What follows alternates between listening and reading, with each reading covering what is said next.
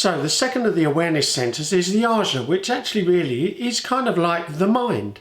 It's where we take all these abstract ideas and concepts and make sense of them. And that's actually where we start to make decisions about what works for us and what doesn't. 49% of us have an open Ajna, which means 51% of us have it fixed. And a fixed Ajna means you have fixed ways of thinking. You enjoy research, you make decisions, and once you've got your way of thinking, you stick with it. And that rigidness gives you safety.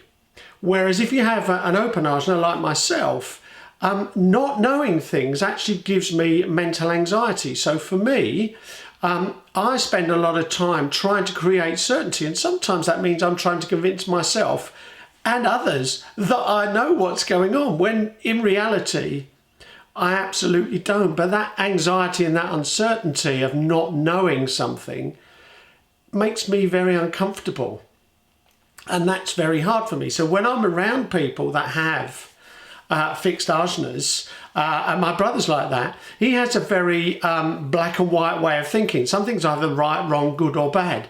And we often get into debates, sometimes arguments, because for me there's a shade of grey in everything. And that's because in a healthy state, having an open ajna means that I'm open to possibilities. I don't know that I don't know, and I'm okay that I don't know. I'll just take in as much information as I can so that I can figure out and process what's right for me, not necessarily right for other people.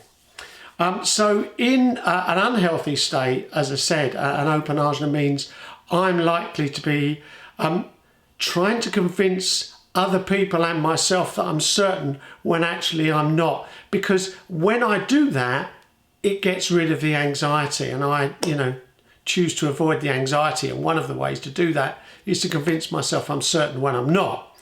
When actually the real way to do it is use strategy and authority and just accept that, I don't know. And that's okay. It's great to know that I don't know, because that's something I can learn more about and discover more about.